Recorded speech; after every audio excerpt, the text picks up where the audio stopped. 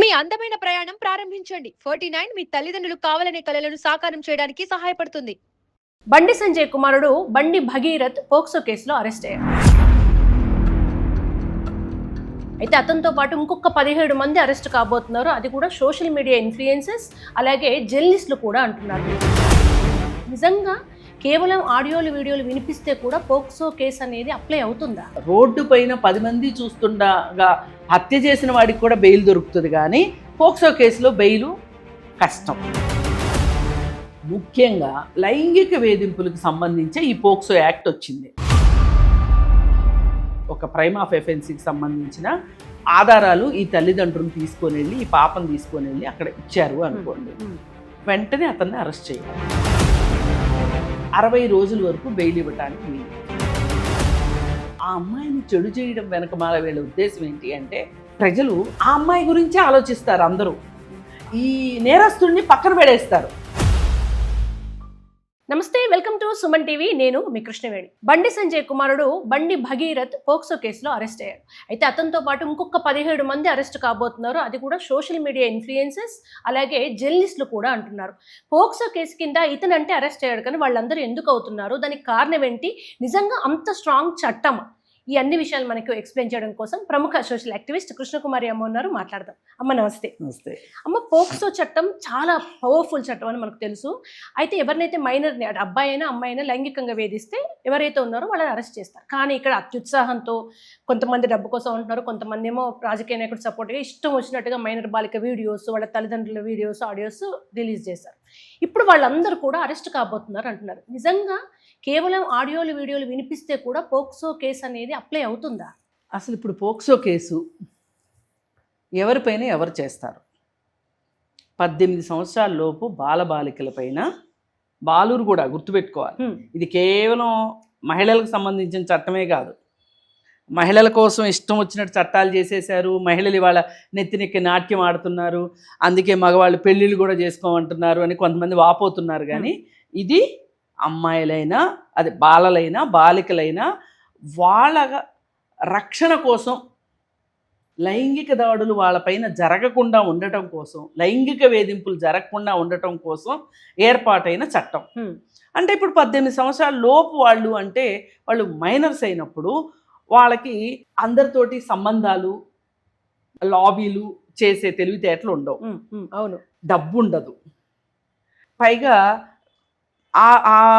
ఆ వయసులోపు పిల్లలు, 18 సంవత్సరాల లోపు పిల్లలు ఏదైనా చెప్పబోతే, నీకేం తెలుసు, పిల్లోళ్ళ ఉండు, చిన్నపిల్లలా ఉండు, ఏం మాట్లాడతావు అంటారు. అంటే దీని అర్థం ఏంటి అంటే వాళ్ళు పూర్తి స్వతంత్రులు కాదు అని. అంటే పూర్తి స్వతంత్రులు కాదు అంటే వాళ్ళ నిర్ణయాలు వాళ్ళు తీసుకోలేరు అని అర్థం. అందుకే అట్లీస్ట్ ఓటు హక్కు కూడా ఇవ్వం కదా మనం. అది ఇప్పుడు వాళ్ళ నిర్ణయాలు వాళ్ళు తీసుకోలేరు. వాళ్ళకి సంబంధించింది అయినా సరే, అది మంచి నిర్ణయమైనా చెడు నిర్ణయమైనా. ఇప్పుడు ఒకవేళ మంచి నిర్ణయమే తీసుకున్నారనుకోండి, తల్లిదండ్రులు ఏమంటారు, అరే చిన్నపిల్లడువైనా నీకు భలే మంచి ఐడియా వచ్చిందే, మంచి ఆలోచన వచ్చిందే, చలో బేటా అని మాట్లాడేస్తారు. మాకు భలే సంతోషంగా ఉంది అని చెప్తారు. అదే ఒక చెడ్డ నిర్ణయం తీసుకుంటే, ఎవరు చెప్పారురా నీకు, భూమికి జానాబెత్తలు లేవు, నువ్వా ఇవన్నీ చెప్పేది, ఏదో గుడ్డొచ్చి పిల్లని ఎక్కిరిచ్చిందంట అని 100 మాటలు మాట్లాడతారు వాళ్ళని. అందుకని ఏంటంటే వీళ్ళు స్వతంత్రులు కాదు, వేరే వారిపైన ఆధారపడి ఉన్నవాళ్ళు. తిండి విషయంకైనా, బట్టల విషయంకైనా, చదువు విషయంకైనా వీళ్ళు వాళ్ళ తల్లిదండ్రులపైన ఆధారపడి ఉన్నవాళ్ళు. ఈ పరిస్థితిలో ఉన్నవాళ్ళు వాళ్ళ నిర్ణయాలు వాళ్ళు తీసుకోలేరు, కాబట్టి వాళ్ళని ఈ చట్టం కింద రక్షించాలి అని అనుకుంటారు. సరే, ఈ చట్టం కింద రక్షించాలి అని అనుకున్నప్పుడు ముఖ్యంగా లైంగిక వేధింపులకు సంబంధించి ఈ పోక్సో యాక్ట్ వచ్చింది. లైంగిక వేధింపులు, లైంగిక దాడులు, వాటికి వ్యతిరేకంగా ఇలా వచ్చినప్పుడు ఏ అమ్మాయి అయినా మేజర్ అయిన అబ్బాయితోటి ఒక లైంగికంగా ఇష్టంగా ఉంది అని అనుకోండి, వాళ్ళ మధ్య ఏదైనా కార్యక్రమం జరిగింది, ఈ అమ్మాయి కన్సెంట్ ఉంది అని చెప్తే అది కుదరదు.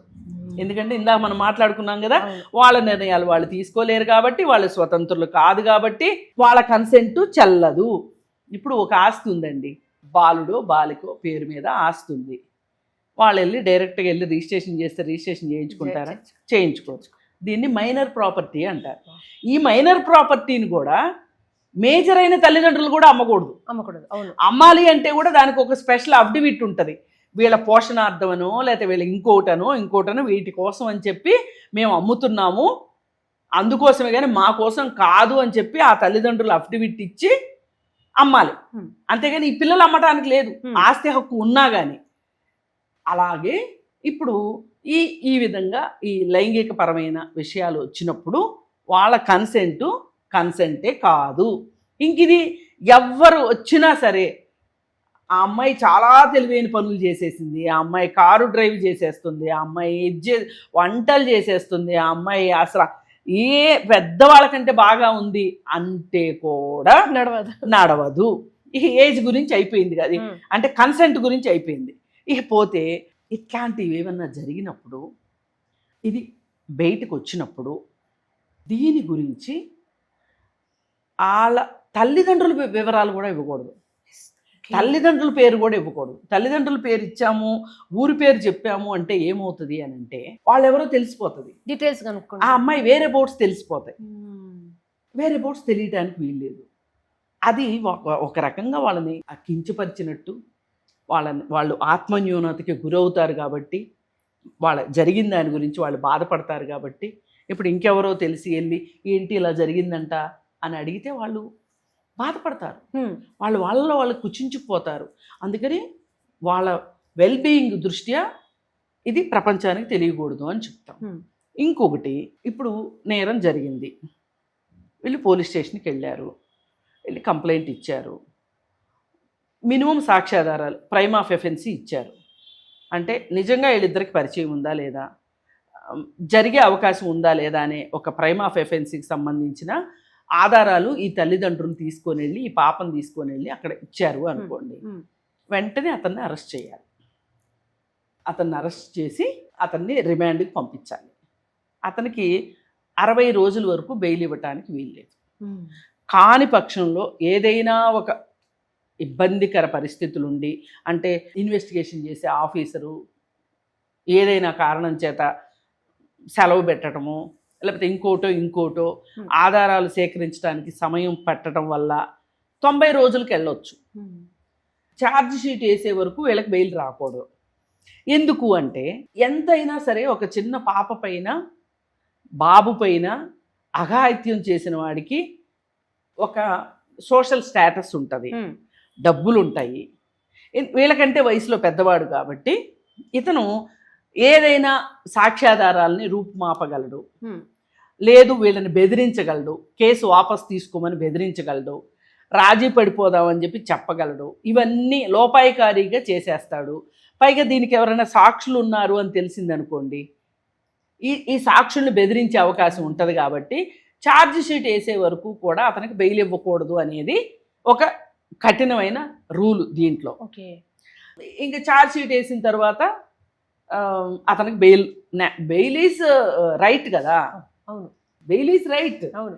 కానీ ఈ దీంట్లో మట్టుకు ఒక రోడ్డు పైన 10 మంది చూస్తుండగా హత్య చేసిన వాడికి కూడా బెయిల్ దొరుకుతుంది, కానీ పోక్సో కేసులో బెయిల్ కష్టం, కేసు తప్పుదోవ పట్టే అవకాశం ఉంటుంది. కాబట్టి ఇంక ఇది అయిపోయిన తర్వాత ఇంక దీనికి సంబంధించిన ఫోటోలు కానీ ఏ వివరాలైనా సరే ఎక్కడా మీడియా హౌస్లో ఇవ్వటానికి వీల్లేదు. కాదమ్మా, ఇక్కడ నాకు ఒక చిన్న డౌట్. జర్నలిజం బ్యాక్గ్రౌండ్ నుంచి వచ్చిన వాళ్ళకి బేసిక్ ఐడియా ఉంటుంది, పిల్లల్ని చూపించొద్దు లేదా ఇలా బాధితుల్ని పోక్సో కింద ఉన్న వాళ్ళని.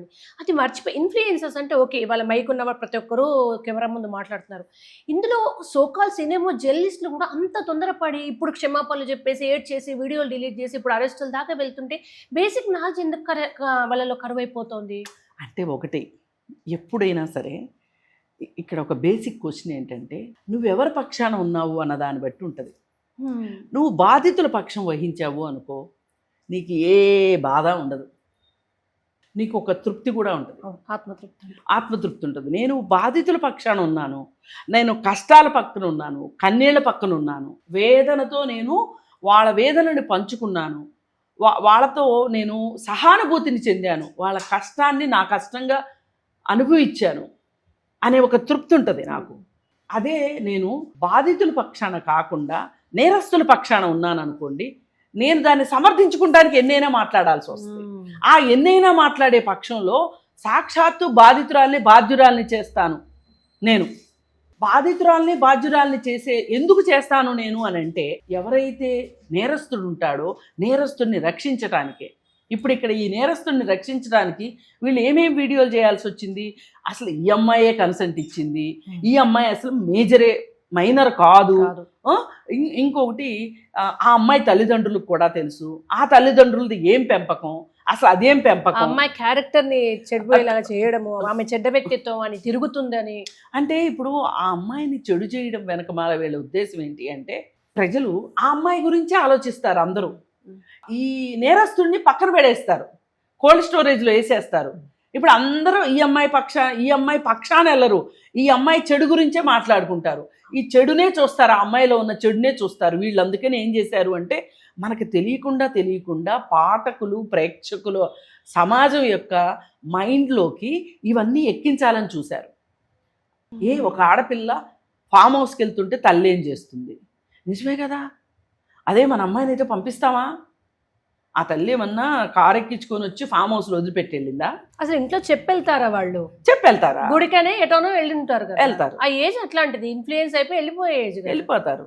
ఈ పాత రోజుల్లో లాగా 18 సంవత్సరాల లోపు పిల్లలు ఇవాళ నన్ను అడిగితే పబ్కి వచ్చారు, పబ్కి వెళ్ళింది ఆ అమ్మాయి అంటున్నారు.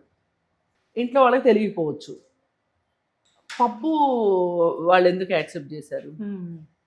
ఇక్కడ మన వ్యవస్థలోనే చాలా లోపాలు ఉన్నాయి.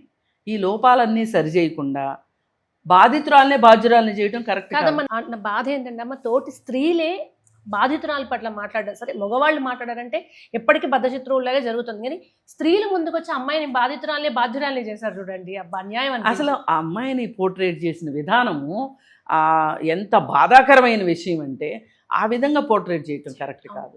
ఎందుకంటే మీకు చట్టాల పట్ల అభ్యంతరాలు ఉండొచ్చు, చట్టాల్లో మార్పుల గురించి మీరు ప్రశ్నించండి, మార్పు కోసం పోరాటం చేయండి. మళ్ళీ ఇంకొకటండి, చట్టాలు అనేవి అర్ధరాత్రి ఆకాశం నుంచి ఉల్కలు ఊడిపడినట్టు ఊడిపడవు. సమాజ అవసరాలకు తగ్గట్లు ప్రభుత్వాలు కూడా ఈ అవసరాలు ఉన్నాయని చట్టాలు చేసేది గబగబా ఏ చట్టము కూడా ఏ పోరాటం లేకుండా ఇంతవరకు ఒక చట్టం రాలేదు. ఎంతోమంది బలైపోయిన తర్వాత ఆ బలైపోయిన వాళ్ళ ఏడుపులు, పెడబొబ్బులు అవన్నిటినీ కన్సాలిడేట్ చేసి కొంతమంది ఉద్యమకారులు ఉద్యమాలు చేయడం వల్ల, ఎన్నో లాఠీ దెబ్బలు తినటం వల్ల, ఎంతో ఎండనక వాననక శ్రమించిన తరువాత ప్రభుత్వాలను ఇన్ఫ్లుయెన్స్ చేస్తే ఒక చట్టం వస్తుంది తప్పితే, ప్రభుత్వం కూడా అనుకుంటే ఒక చట్టం వస్తుంది తప్పితే చట్టాలు ఆషామాషిగా రావు. మనం ఏదో ఆన్లైన్ షాపింగ్ చేసినట్టు చట్టాలు రావు. ఆన్లైన్లో ఇప్పుడు మనం అప్లికేషన్స్లో మీ అప్లికేషన్ సరిగా లేదు మార్చండి అంటారు, మీ ఆప్షన్స్ సరిగా పెట్టలేదు ఆప్షన్ మార్చండి అంటారు. అంత ఈజీగా చట్టాలను మార్చడం కుదరదు. పైగా ఇంకోటి ఏంటంటే, చాలామంది మాట్లాడుతున్నది, చాలామంది కాదులే కొంతమంది కావాల్సుకుని మాట్లాడుతున్నది, అసలు ఏజ్ కన్సెంట్ ఏంటి అని అడుగుతున్నారు. ఏజ్ కన్సెంట్ ఇప్పుడు 18 సంవత్సరాల 12 నెలలు అయిపోయిన రోజుకే వీళ్ళకి మెచ్యూరిటీ వచ్చేస్తా, అంతకుముందు మెచ్యూరిటీ ఉండదా వీళ్ళకి అని మాట్లాడుతున్నారు. మనకి ఎక్కడెక్కడ వయో పరిమితి ఉందండి? డ్రైవింగ్ లైసెన్స్ మొదలుకుంటే ఓటు హక్కు, పెళ్లికి, ప్రతిదానికి 18 నిండాల్సిందే కదా. ఇది అయిపోయిన తర్వాత నువ్వు ఒక ఎమ్మెల్యేగా పోటీ చేయాలంటే వయో పరిమితి ఉందా? ఒక ఎంపీగా పోటీ చేయాలంటే వయో పరిమితి ఉందా? మళ్ళీ అలాగే నువ్వు ఒక ఉద్యోగంలో చేరాలి అంటే మినిమం ఏజ్ ఉందా, మ్యాక్సిమం ఏజ్ ఉందా? ఇప్పుడు 35 సంవత్సరాలు దాటిన వాళ్ళు అప్లై చేసుకోకూడదు అన్నారనుకోండి. ఏమంటే నాకు నిన్నేనండి 35 నిండాయి, ఒక్క రోజులో ఏమైపోద్దండి అంటే ఒప్పుకుంటుందా? సిస్టమ్ ఒప్పుకుంటుందా? అలాగే రిటైర్ అవుతారండి. ఏమండి నేను నిన్న పనిచేసినట్టే రేపు కూడా పనిచేస్తాను కదా, ఇంత త్వరగా నన్ను ఎట్లా ఒక్కరోజు తేడాతో నన్ను ఎట్లా చేస్తారండి? అసలు ఈ లెక్కన రోజు మారుతున్న సమయంలో అర్ధరాత్రి 12 కాలం కూడా ఎంత బాధపడాలి ఈ లెక్కన. ఈ రాత్రిపూట 12 వాతావరణంలో ఏ మార్పులు ఉండవు, చీకటి అలాగే ఉంటుంది. ఆ చీకటి సమయంలోనేగా రోజు మారుతుంది. 12 కొట్టగానే ఏమంటాము? తర్వాత రోజుకి లెక్క, తర్వాత రోజు ఏమి అల్లకల్లోలం జరిగిపోయిందని, డేట్ మారింది అని గడియారం అడిగితేనో కాలం అడిగితేనో మన దగ్గర సమాధానం ఉందా? ఆ చట్టం చేసిన వాళ్ళకి పిచ్చా? 18 నిండితేనే అంటే ఈ మాత్రం తెలివి లేకుండానే కూర్చొని కూర్చొని చేసేస్తారా? అందుకని ఏంటంటే వీళ్ళకి తెలివి లేక వీళ్ళు ఇష్టారీతిని మాట్లాడి ఇవాళ సూపులో పడిపోయి ఏదో ఏదో అంటారు శ్లేష్మంలో పడ్డ ఈగల్లాగా కొట్టుకుంటున్నారు.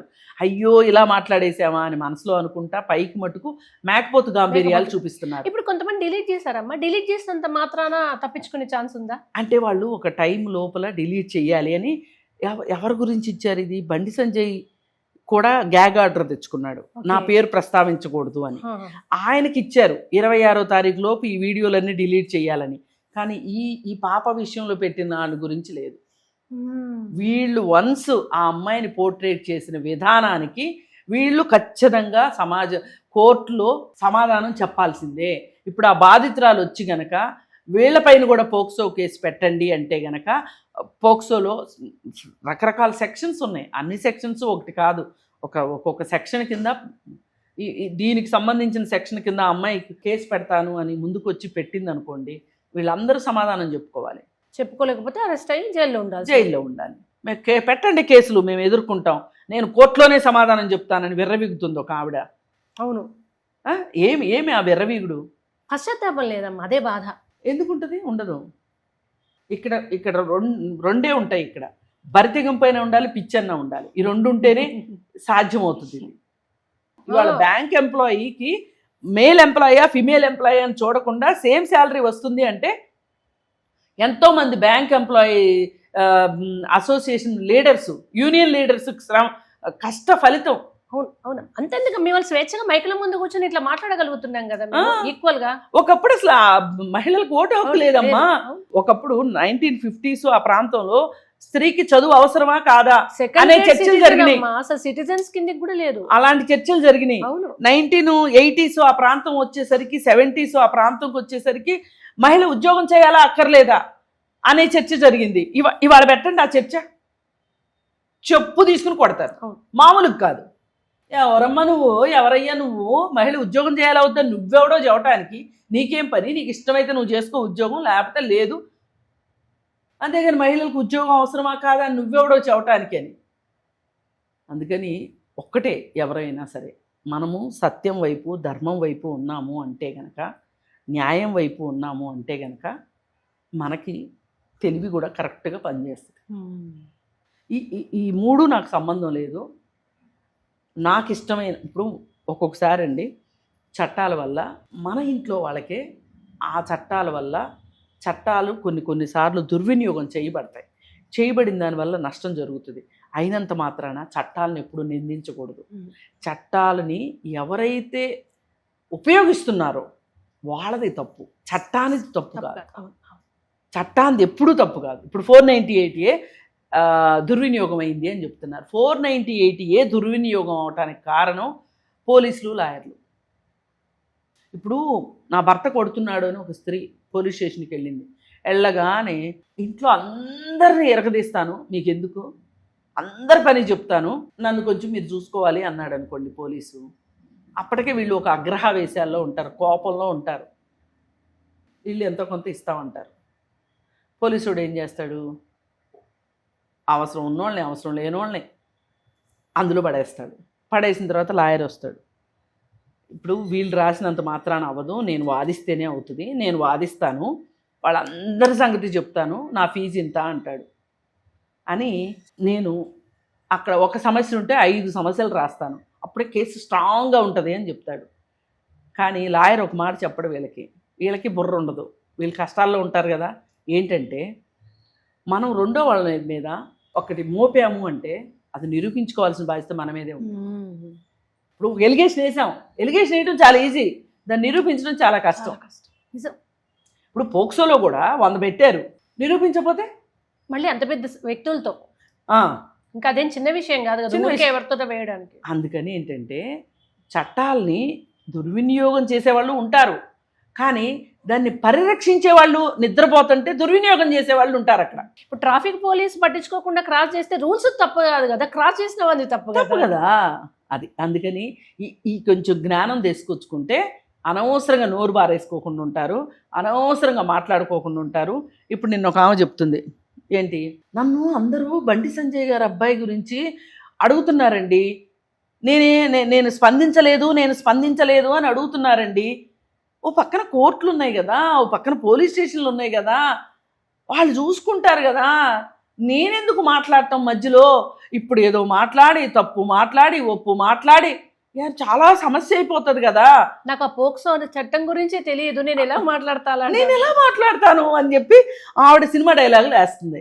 కానీ ఇదే మనిషి ఎక్కడ లవ్ జిహాద్ జరిగింది అనగానే పరుగులు పెట్టుకుంటా వెళ్ళిపోయి అక్కడే పోలీస్ స్టేషను, అక్కడే న్యాయస్థానం, అక్కడే జైలు, అక్కడే పునరావాసం. వాడంట అమ్మాయి బొట్టు తీసేశాడంట, ఈమె అక్కడే కూర్చుని బొట్టు పెట్టేస్తుంది. అంటే అన్నీ అక్కడే ఇన్స్టంట్ జస్టిస్లు మీరు ఇచ్చేస్తారు, ఇన్స్టంట్ పనిష్మెంట్లు ఇచ్చేస్తారు. అప్పుడు ఎలా కుదిరిందండి మీకు? ఇప్పుడు నోరు తెరిచి మాట్లాడటానికి మీకు భయం వేసింది. ఫైనల్గా నేను చెప్పేది ఒకటే, ఈ పిల్లవాడు మనకేమి శత్రువు కాదు, మిత్రుడు కాదు.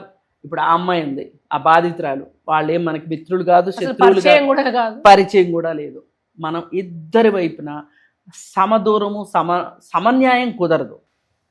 మనము వీళ్ళ వైపే ఉంటాం.